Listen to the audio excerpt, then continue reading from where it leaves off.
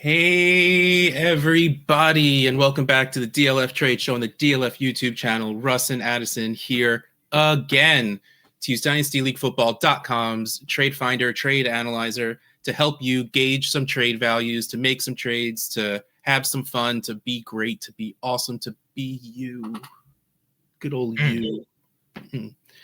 Last week, we were here to talk about players that gained the most value since August. So the next logical step in that process is the players that lost the most value since August. And we are starting off on, it's a little bit of a sad note for me because if you've watched this show for a while, you know that I don't really do well when it comes to trading for running backs. And this is a running back I traded for. Oh. And so Christian McCaffrey. Yep. So I saw somewhere recently that he should be ready by OTAs for next season. Sheesh, I would hope so. So, I mean, I can't even remember what he ended up leaving on. It was just like a PCL sprain or something, right? Like it wasn't anything serious. So like he'll be ready, he'll be good to go. But what will he be next year? I feel a little better that they didn't really find anyone to really do much in that backfield because they all kept getting hurt also. Maybe they need the specific strength and conditioning coach for just their running backs. It really seems like they have an issue over there. I don't know if it's the field or the coaches or... I mean, their defense and their running backs just like to get hurt. I don't know what it is. But yeah, so Christian McCaffrey lost a whole lot of value, and it's because of all of the injuries and the not knowing of how it's going to be next season is greatly going to keep down his value. And I guess let's look at the trades to see if that's true. Let's look and see if his value is being kept down.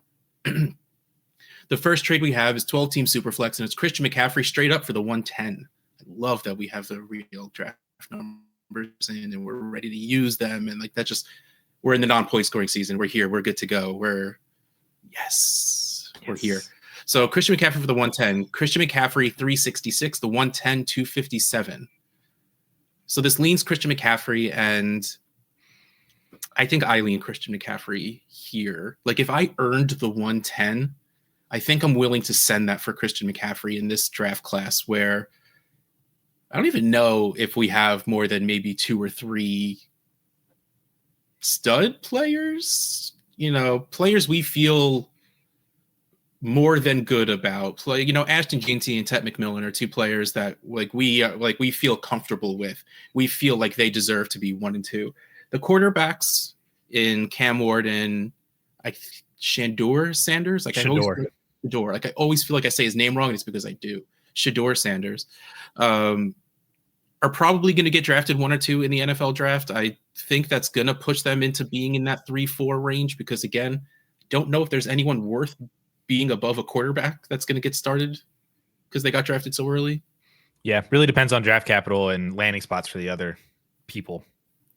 Like, I'm sure Luther Burden's going to get drafted in the first still. I'm sure at least one of these tight ends or 2 of these tight ends are going to go in the first round. But, well, maybe Brock Bowers has taken away some of the sting of Kyle Pitts, and maybe they get drafted a little early again. But, like, we don't have, any Jamar Chases. We don't have any quarterback that's just supposed to be great and all of that stuff that actually do. We don't have any CJ Strouds or anything like that.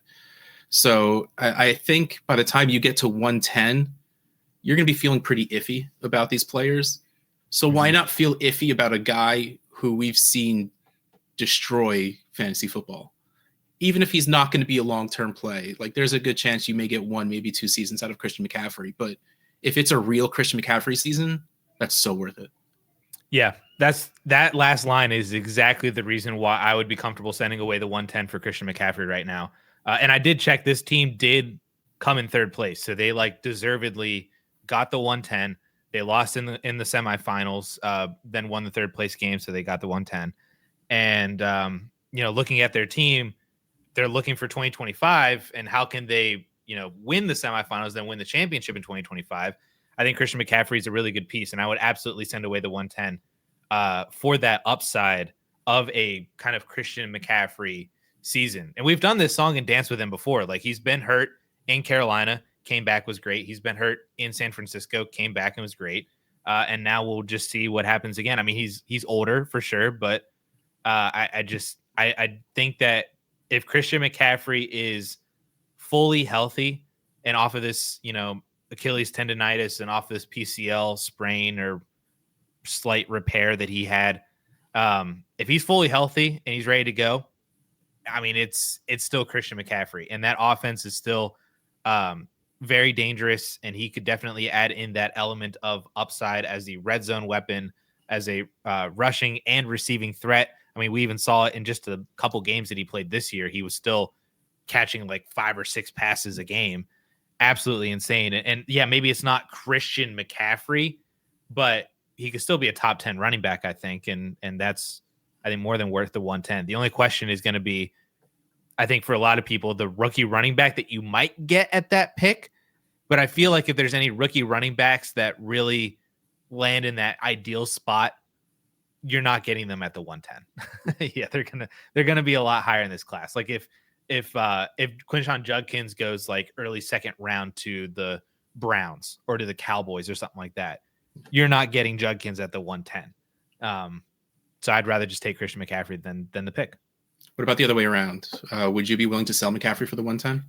I think if you're looking at your team and you're like, I can't do it anymore, and like you're like, I really need CMC to come back, and I really need this old player to come back. Maybe you had like Keenan Allen, or maybe you had some other older guys, and it's time to rebuild.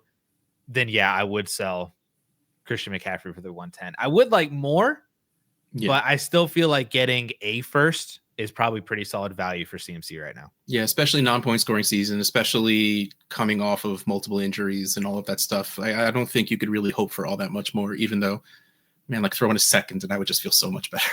Yeah, or some like young wide receiver that like could be something, some other dart throw. Yeah. All right, let's move on to the next trade. Still 12-team Superflex. Christian McCaffrey, the 205, and Austin Eckler for Marvin Harrison Jr. Christian McCaffrey, 366. The 205, 139. Austin Eckler, 66 for a total of 571. Marvin Harrison Jr. by himself, 638. So this is someone who didn't realize that Marvin Harrison Jr. had like 800 yards and 8 touchdowns, I think it was. Like, he had a good season. It just wasn't good for fantasy because it was clustered, all of his points. But this is giving up on Marvin Harrison Jr. Like, that's all I see this as. You need the 2.05 to be an Austin Eckler. I mean, they both basically add up to 200 points. You need that to be either one really good piece in the 200s that has a chance to grow into a lot more, or even more than that. Like, I need more than that. Again, we're talking, even if it's a 2-for-1, you need to at least have equal value, and you're still 60, 70 points short. And I know that's not the greatest amount, but like adding it to already the number 200, so getting up to that 280 spot, that would make such a big difference. And like the 110 in the previous trade was basically 260 points. You add that into the Christian McCaffrey, that's like 620. So there's a slight frame of reference for at least a draft pick that needs to be substituted in there. And I still think I go Marvin Harrison Jr. with McCaffrey. Oh yeah, for sure. Yeah, that pick needs to be probably closer to being an actual top 5 pick, because unless you're getting Tet, you're not getting. I don't think Burden or anybody else is close to a prospect of what Marvin Harrison Jr. was. Oh yeah, you're not replacing Marvin Harrison Jr. in this trade. I mean, I don't think when you're breaking down 2-to-1, you're not really looking to full on replace someone. But you're right. I would need that wide receiver 2 or 3. Yeah, for sure.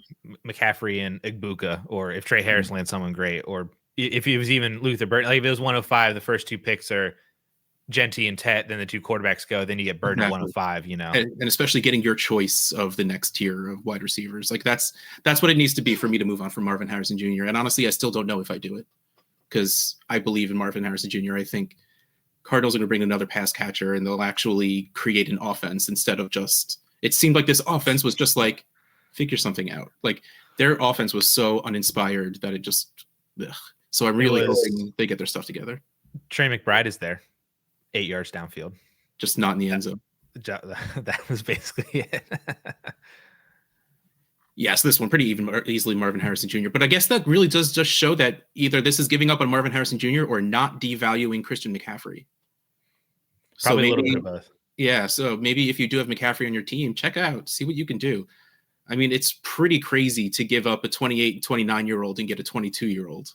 Like, I don't know how often this kind of trade's going to happen, but see what you can get away with if you have McCaffrey on your team and you don't feel safe with him anymore. If there's people that are still willing to value him like Christian McCaffrey, see what you can get. Okay, so let's move on. Why don't you introduce your next player, because this is your guy. Yeah, it was basically, as you were talking about when we were introing CMC and you're like, oh, I feel so bad. I was buying into this player, blah, blah. The whole time I was thinking, just wait till you get to the next player, because that is everything he was to me with Travis Etienne. I mean, it's just from him to go, and I know this was like a total points thing, like on a points per game basis, he was lower, but he was RB2 overall in total points in 2023. And he was like RB6 or 7 in points per game or something like that, maybe slightly lower. Still a top 10 guy. Well, RB2 overall in total points to just nothing. Basically nothing. Injury had a bit to do with it. And I mean, he never really came back, but that's what I'm hoping that this 2024 season was. Is it was just kind of like a weird year for the Jaguars in general. Yes. Which they seem to stack on these weird years that we've been just expecting more from them. They don't live up to those expectations anywhere close. And so weird year from the Jaguars.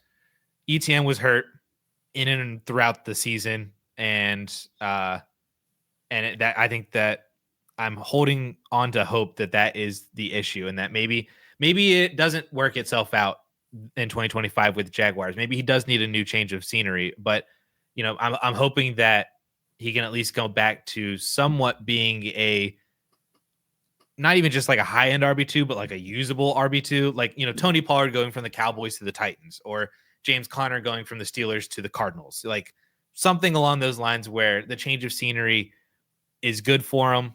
It kind of restarts their career and he can go on from there. So that's what I'm hoping with Etienne. I still think he's a solid buy low at some of the prices that I've seen him go for. Some of the other trades in the trade finder form that aren't included here are abysmal. I'm talking like he was traded for like multiple thirds and a fourth, or like a late second. And I'm like, I'd rather just hope the talent of Travis Etienne finds its way back. And even I would trade a late second for Travis Etienne. But let's look at the trades that we have on the sheet. 12-team Superflex. Travis Etienne, the 204, and Blake Corum for Josh Jacobs. Travis Etienne, 189. The 204 is 145. Blake Corum, 57 for a total of 391. Josh Jacobs by himself, 295.7. So you're overpaying a little bit because of the 3-for-1. I mean, you're overpaying by about 100 points, which is healthy. That's feeling like what it should be. Man, in non-point scoring season, I think I take the Etienne side. In point scoring season, I think I take Josh Jacobs. I think that's a good summary. Like, we're not scoring points right now, so give me the younger guy. I mean, he's a whole year younger, but that's just because Josh Jacobs came in the league at 16. The 204 in a Superflex is still a decent pick. Like, you're probably going to get a running back you like there. That might not be in the best situation. Like, you could have gotten Blake Corum there last year. Essentially, yeah. Or maybe it's one of the tight ends. We have basically 3 in this class, so depending on where they all go. In my mind, they're going a little earlier than that. Probably. But I can see, like, if one of them, like, goes to a landing spot, I mean, we're just kind of like, ooh, don't really know if I like that because he's, like, maybe behind this older guy. Like Ben Sinnott or something like that. Yeah. He's like, Zach Ertz is there. Maybe, maybe. But, yeah. So, again, like, I like this trade. I think it's fine. I think you're paying the price to go get Josh Jacobs.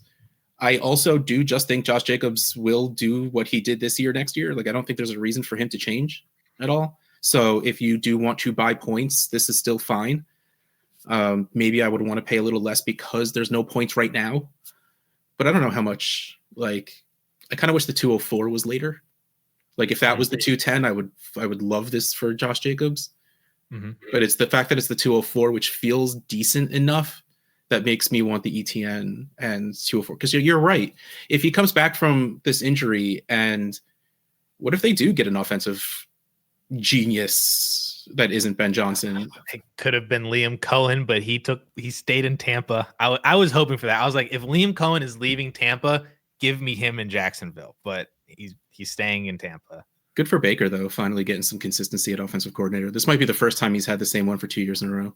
I think it might literally be the first time. Oh yeah, no, I was not exaggerating. I was not joking. I really do believe that's a fact. I think that's crazy. Yeah. But yeah, like I'm good with this trade either way. I think you highlighted, my one pain point with it. I think if I were to just pick a side right now, I'd just say, give me Josh Jacobs. Like, remove the weirdness of Etienne, especially from the fact that like Etienne has this really like bad stink on him right now in Dynasty, that you really need him to come back to do something. And even if he does come back and has like a RB12 season, I don't know if he's ever really going to wash away the stink that he put on himself this year. It's kind of like the Juju effect to a degree, or we've seen that with other players throughout the past few years, that once you do the Dynasty community dirty, you're kind of on this list, and then you really have to like Baker. I feel like is still kind of on the list, but he's warming back into our hearts with 2 straight years of it. So if you want to remove yourself from the ETN of it, that's fine. Corum's just a handcuff. The 2.04 at the end of the day is just an early to mid second. You want to go get Josh Jacobs, who was a top 10 running back. I'm totally on board with it, and I agree with you. I don't really know if that changes in 2025. I will ask, was this the most optimal use of the 2.04? Because I do feel like the 204, like you said, is a good enough pick that is going to hold value and be valuable in other people's eyes, that you might have been able to upgrade something else differently and maybe like better. Like the upgrade from Etienne to Jacobs, that feels like an upgrade, but was that a good enough of an upgrade? Like when you could have maybe used the 2.04 to go upgrade a wide receiver into a whole nother tier, or upgrade your tight end, or upgrade your quarterback. Like upgrading your running back right now in January, and this trade was done like a week ago. I don't know if that was the best use case of the 2.04, but final answer for me would be just Josh Jacobs. You're such a nerd. The best use case for the 204. Sorry. But I agree with you. You're right. It's not really the best use of it, but I do think it makes it's the enticement. Like that really, to me, the 204 is not the best piece, because I do think Travis Etienne should probably be worth more than the 204, like he is. But like that 204 has that glint of hope in it. That's what I think made this trade go through. Yeah, I agree. Next trade, Travis Etienne and Tony. Wow. Travis Etienne and Tony Pollard for Jaden Reed. Oh, Jaden Reed. I didn't intend to do this, but I just realized that I just did 2 ETN for a Packer player. For a Packer player, yeah. Okay, so Travis Etienne 189, Tony Pollard 75 for a total of 263. Jaden Reed by himself 269.2. So we're pretty even right here. Tony Pollard, man, towards the end of the season, Tyjae Spears really started to show that he was good. Pollard was hurt though.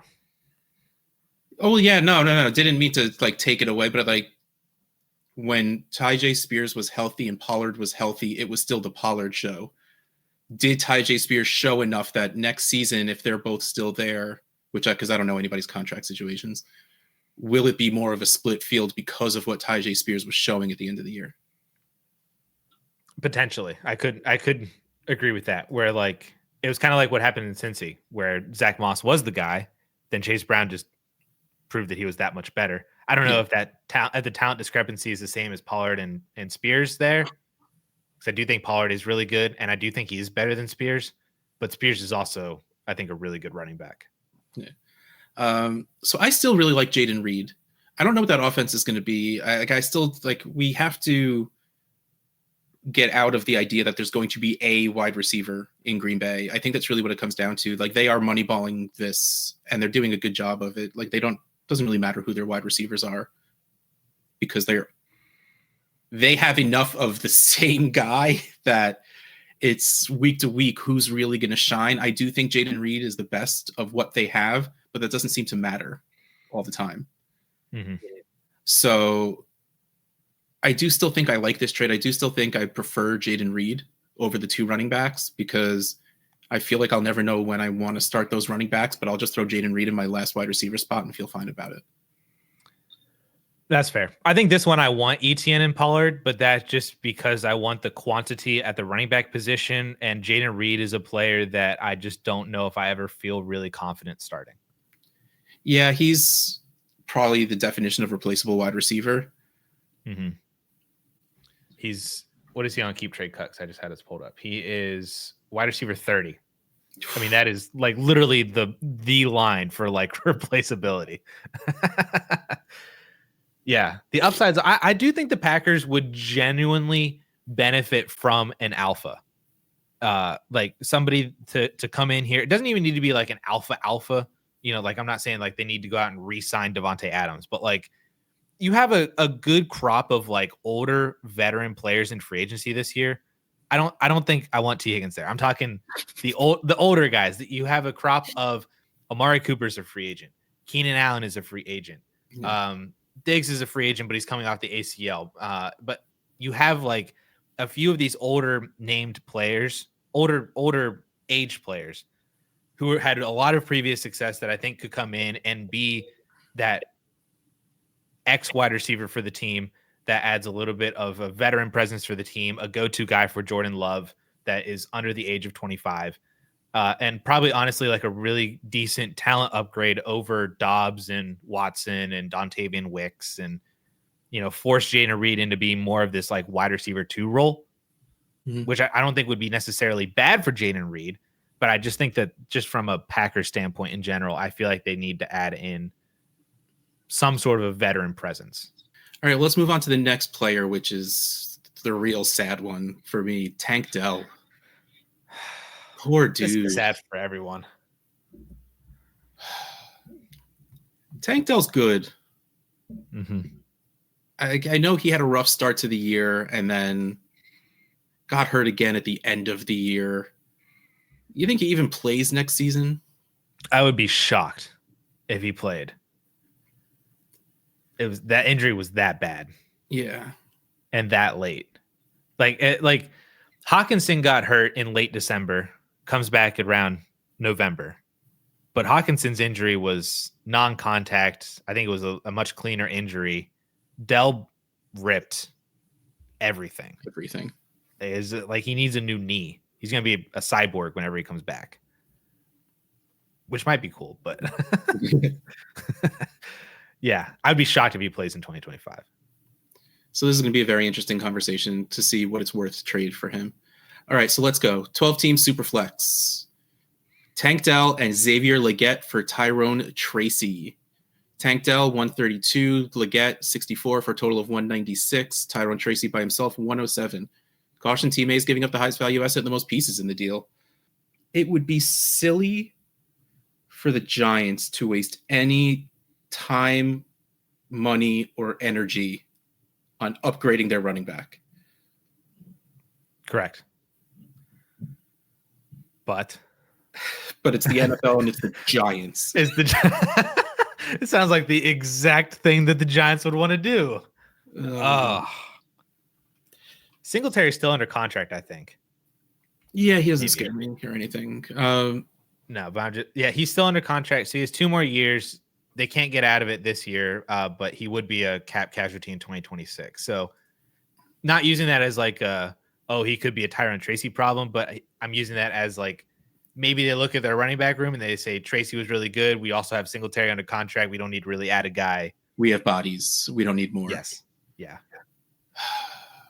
Legette was doing not terrible by the end of the season. I said not terrible. He was Mr. 4 for 40. That was like his stat. You look at his stat line game log, it's 4 for 40 every single week. Some variation of it. Maybe a touchdown every other week.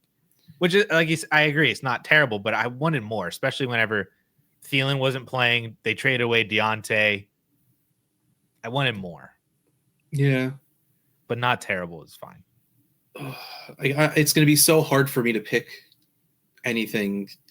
I have no idea how to value Tank Dell. I have so many shares.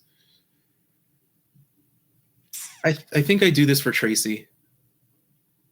Is there a contender / rebuild Yeah, I was what you about could to look say at? that if I don't need a running back, and Tyrone Tracy's 25, which is weird to think of. So is Tank Dell, by the way. Yeah, I think if I'm in rebuild and I forgot I had Tyrone Tracy on my team or something, and I'm going to trade him away. Tank Dell and Leggett, again, Leggett not having a terrible end of the year, and Tank Dell will start to gain value once he starts to come back. So it's you'll buy him real cheap now and maybe be able to sell for a bit more when he actually starts to come back. So yeah, if you're rebuilding, I get the selling for the young wide receivers.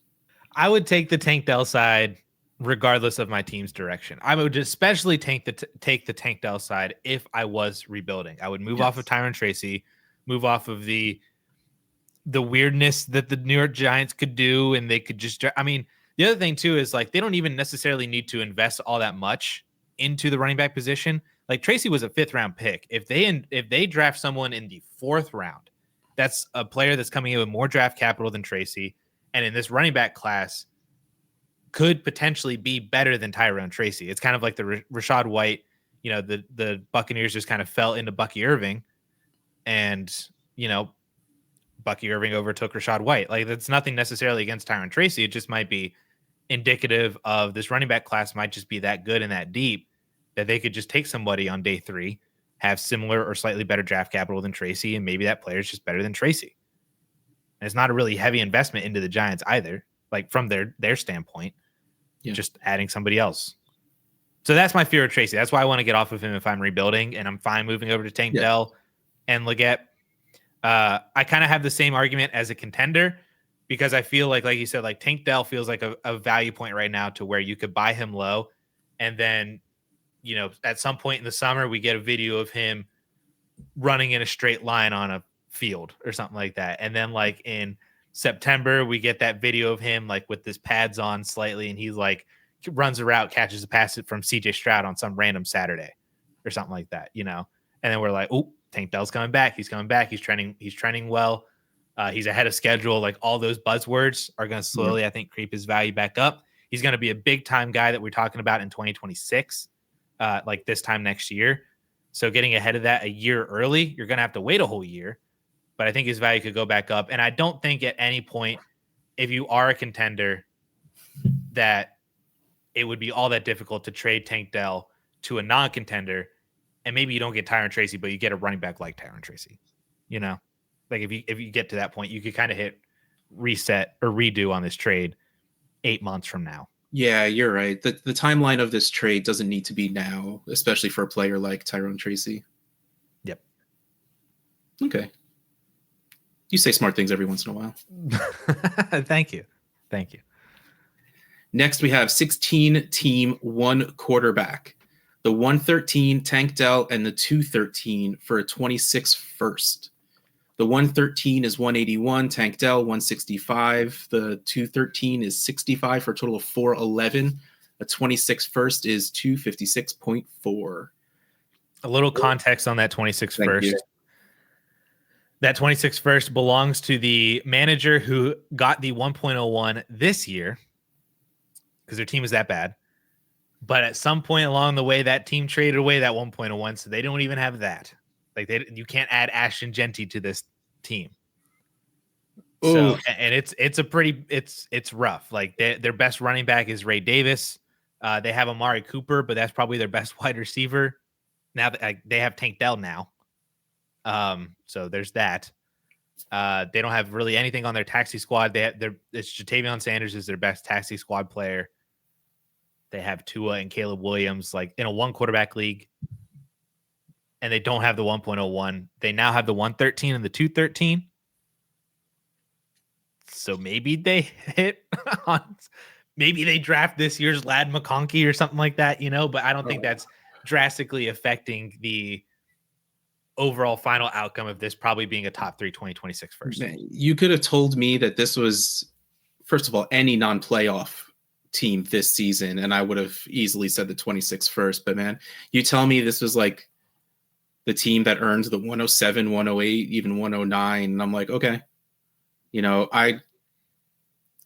especially in a 1 quarterback moving into next year, which is supposedly being a better class. And yeah, I think I take the 20, especially given your context. It's so easily the 26 first. But even if you told me that was a mid first, I still think I do it. I still think if I could jump up 7 picks, again, this is all very hypothetical because it's next year. But if it's a team that, of course, anything could happen in that period of time in the entire next season.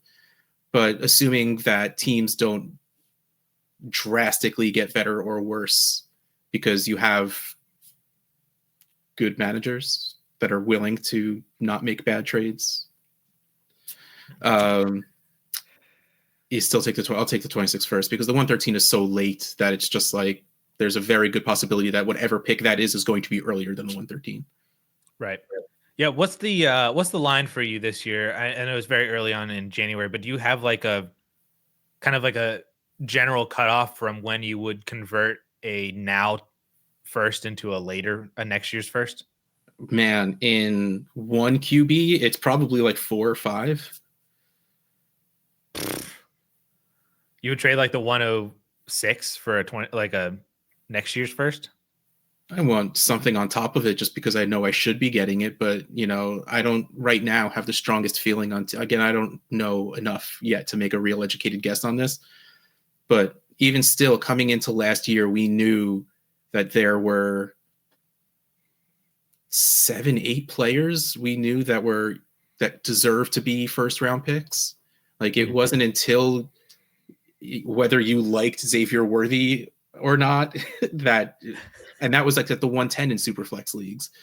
Like, that was the line back then. I don't think we have that many players this year that make me feel that strongly. And again, that could very well change because I haven't really done much of a dive at all. It's all very subliminal consumption. Like, I haven't purposely gone out and learned about any rookies just yet. Mm-hmm.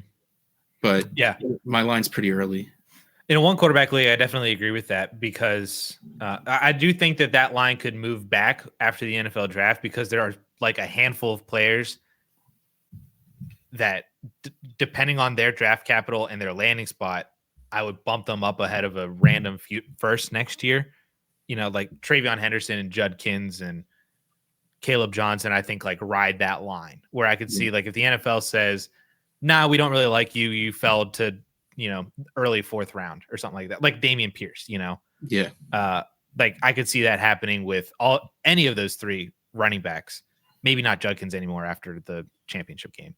But something weird could happen like that in the NFL, where they ride that gap between being worth a future first or not, plus maybe another couple of wide receivers onto there too. I think my line would probably be around 7 or 8, but yeah, it's probably in and around there. So being able to do this with the 113, adding Tank Dell onto it, and getting a more than likely non-playoff 26 first that has a decent odds of being a top 3, even decenter odds of being maybe the 101. Go make trades like this, especially if you are a hardcore contender. You're looking at this class right now. You have the 110, 111, 112. How can you turn that pick into something way better a year or 2 from now?